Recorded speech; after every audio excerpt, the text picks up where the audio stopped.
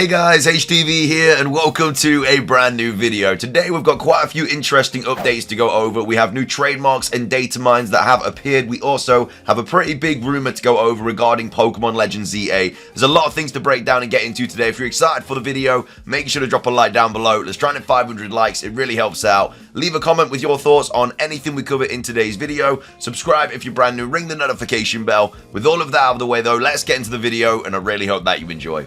So, starting things off, let's go over these new trademarks and Datamines. So these are the new trademarks posted by PokeGuardian saying Nintendo, Creatures, and Game Freak trademark Glory of Team Rocket and Terrestrial Festival. Hints at possible new 2024 TCG sets. So, yeah, usually with these kind of trademarks, they are most of the time for the Pokemon TCG. I highly doubt any kind of game coming out this year would have anything to do with Glory of Team Rocket or Terrestrial Festival.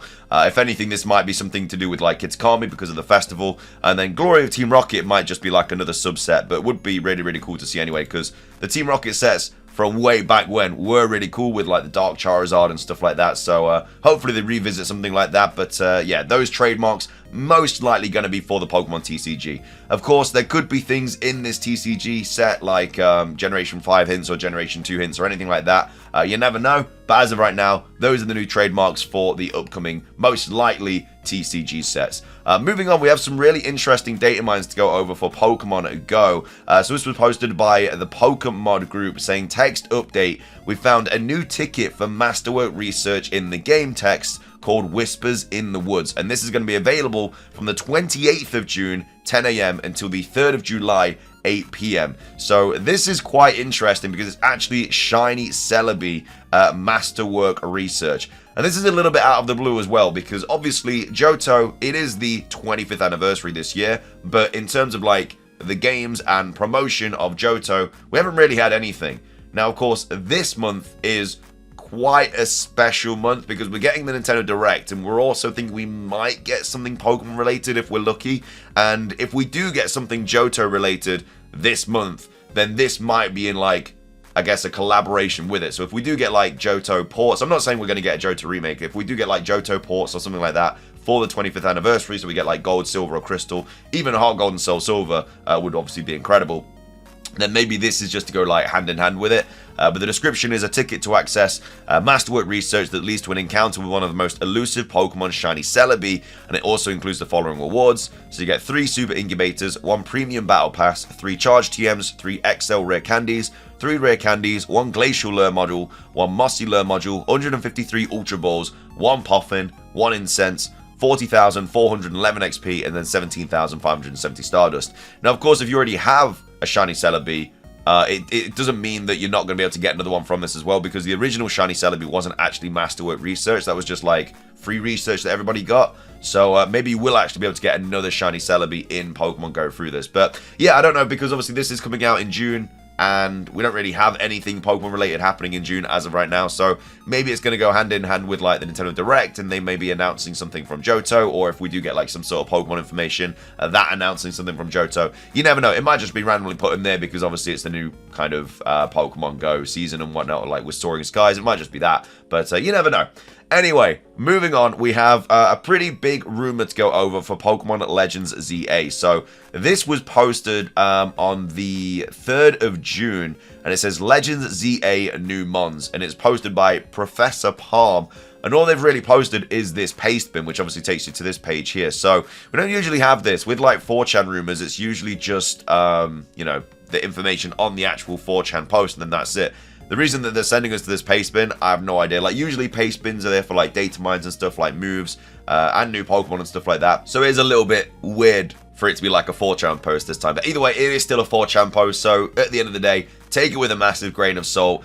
We no idea if it is obviously true or not, but we've got people replying saying, you know, it's obviously fake and stuff, as you always do on 4chan. There's never really a 4chan post with positive comments underneath it. They're always like absolutely going at the original poster and stuff like that. But anyway, this is the kind of the data from the paste bin. Again, take it with a massive grain of salt, but they say the starters for Legends ZA are Chespin, Fennekin, and Froakie, all of which receive a respective Mega Evolution. So, yeah, from where I'm standing, I still think it's going to be the Generation 6 starters that are going to be the starters for Legends EA. I know that's going a little bit against what we got for Legends Arceus, and again, I'm not basing that off anything. I just think they're going to be the starters, and I hope that they do get Mega Evolutions, and I think if they are the starters, they're more likely to get Mega Evolutions, and that's kind of all I'm really basing it on. But yeah, it very well could be other starters as well, just like we did for Legends Arceus. Like, that might be the formula, because we've only really got one game to base it on, which is Legends Arceus, and so there's not really a lot of evidence, because if we had like 2 Legends games before this,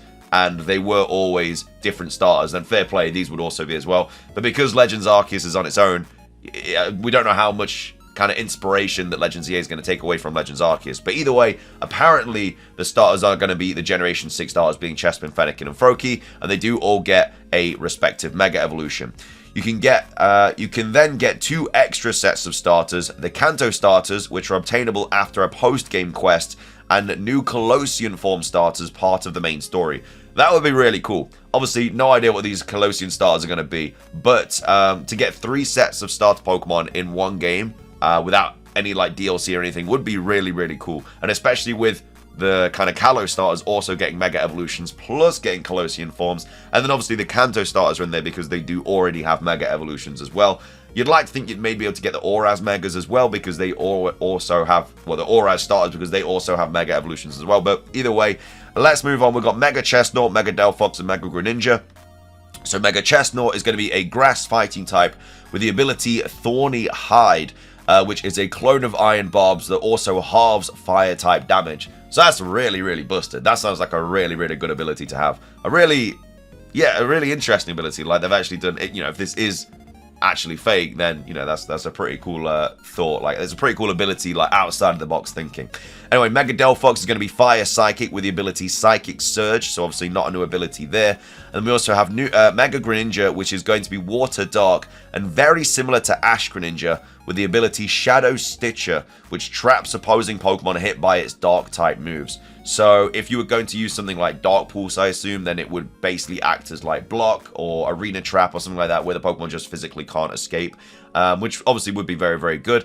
I don't know if that's better than Protein, but then obviously Protein has been nerfed, so maybe it is, who knows. None of these changing typings, and yeah, the fact that it's kind of similar to Ash Greninja, we spoke about it in a recent video this week, talking about Ash Greninja a little bit, how it might have been axed from like Legends EA and stuff, and if the Mega Greninja is very similar to Ash Greninja, then maybe that is what they're doing. Maybe they are just kind of like slowly moving away from Ash Greninja and making that more like anime kind of inspired, and then actually having Mega Greninja for the games.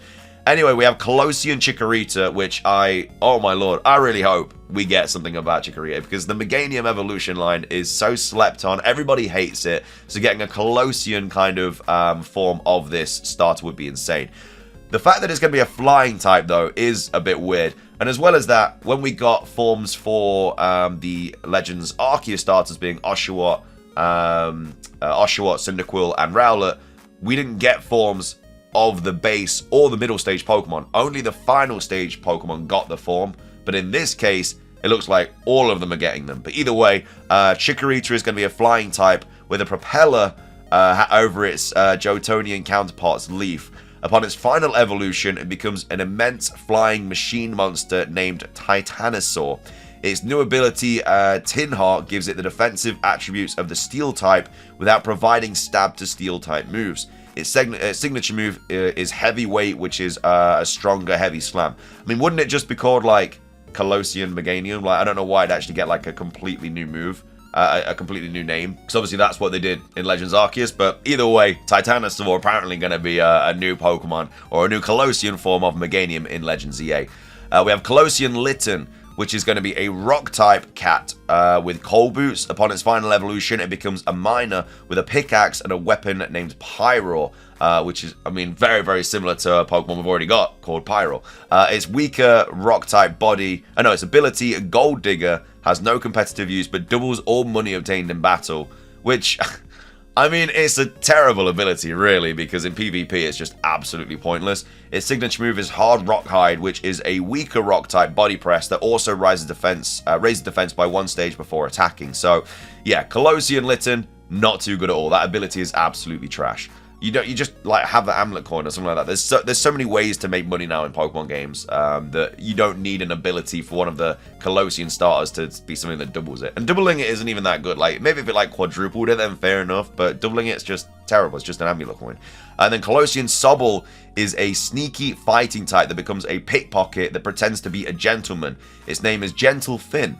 Its ability, Shady Dealings, gives priority to moves with a chance to steal items, so that's kind of cool. Thief, Covet, and its signature move, Padfoot, which raises speed before attacking. That's a really cool ability. I quite like that, giving priority to moves that aren't usually... I mean, they are okay moves in competitive, like Thief and stuff like that. They can be used for it pretty nicely, but giving them priority as well is really, really good. Especially in competitive, actually, because then you just steal the held item. They can't even do anything about it. The story takes place entirely within Lumiose City, in a parallel universe akin to Omega Ruby and Alpha Sapphire. Some gameplay aspects mix Legends Arceus-style catching and Stardew Valley like life sim. Your objective is to help expand Lumiose City, which will trigger certain story events with a brand new legendary counterpart to Zygarde. And then we have Inverna is the new Ice Grass legendary that will pose as the main antagonist to the story. So it's a little bit like, I guess, Zygarde's counterpart, like Ice and Grass being good against Dragon and Ground, in that sense, I assume. Lots of new convergent Pokemon regional forms are introduced. So we have Sockula, which is a regional fake Woobat, and it's a ghost type. And it's made of possessed socks. Its abilities are Overcoat and Insomnia. It evolves into Nosferatu, which is a ghost dark type. We have Gargoyle, which is a regional fake of Gibble, that is a rock dragon type. Its final evolution, Phantasmax, has the unique Petrify ability, which turns normal type moves into rock types with a damage boost. So obviously that's a little bit like Pixelate with Fairy and normal type moves. Kalosian Roserade is a grass fighting type, and it seems to be very inspired by the Knights of the Zodiac franchise. Its new ability, On Guard, works like a pre-nerf disguise for Mimikyu. It also has the signature move, Rose Rapier, which pierces through enemies' stat boost. That's a really cool signature move, going through stat boost. So even if something has like a +6 defense, it just goes through that and just takes, like, obviously does the damage regardless. And then we have Lightning Steed, which is Kalosian Ponyta's evolution and an electric flying type. It has great competitive potential with the abilities Speed Boost and the brand new signature move Lightning Thrust, which has high base power and always deals critical damage. So that's obviously very, very busted. And we have plenty of new Mega Evolutions as well, which are also introduced. So we have Mega Jinx, which is Ice Psychic type with the ability Enthrall, which infatuates all opposing gender enemies on the field upon entering the battle. Not sure if that affects genderless Pokemon like, I don't know, like Magnemite or something like that, or Beldum.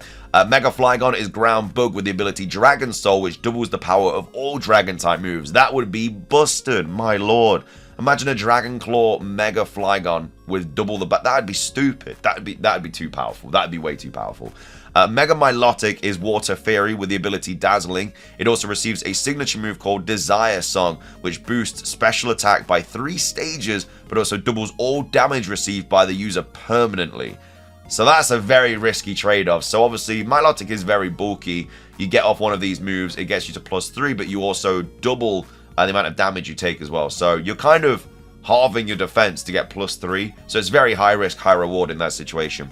We have Mega Electivire, which is electric fighting type with the ability Pummel, which doubles the damage of all fighting type moves. This sounds too busted, man. I don't know about these abilities that double all the power of, like, you got... With certain abilities and stuff, it like increases it like by 1.5 or whatever. But to absolutely double all type moves with stab is a bit ridiculous. Like, that's just so silly. Like, imagine a close combat from a Mega Electivire with doubled that power and it'd be stab like that. Just like, what's living that apart from ghost types? Stuff's ridiculous. Mega Mr. Mime has a signature ability that extends the duration of Light Screen and Reflect. So I assume that's like Light Clay, but obviously is an ability. And then we also have Mega Haxorus, which has the highest base attack of any Pokemon and becomes Dragon Steel with the brand new ability Sharpness, which boosts the power of slicing moves. These Mega Evolutions sound like, how do some Pokemon get abilities that boost, like, double the power of their moves, and then poor old Incineroar gets Gold Digger, which just boosts the money that you get? It's a bit silly. I mean, I don't think it's true. Just because it's on like a pace spin and stuff, I don't think that makes it any more true than any other 4chan post. I think it's a little bit too OP like some of these abilities. I just think it would actually kind of ruin the competitive scene a little bit, unless they'd obviously have to be in like Ubers and stuff. Like Mega Flygon, there's no way that gets any kind of competitive. Like, that's just better than so many legendaries, because it'd obviously get a boost to his attack and speed most likely, and then it's also getting like double power in dragon type moves as well as stab. Like, ridiculous. Let me know your thoughts on this rumor though. Do you think it is true or not? I just think it's a little bit too OP. And then let me know your thoughts on the masterwork or research for Celebi. Do you think it could be anything to do with Johto, or do you think it is literally just because of the, I guess, sword skies or whatever, or shared skies, whatever it's called? And then also, what are your thoughts on the trademarks as well? But anyway, it's everything from me. Big thank you for watching. If you enjoyed, drop a like, leave a comment, subscribe if you're brand new, ring the notification bell for daily Pokemon content. Have a fantastic rest of your day, and until next time, peace.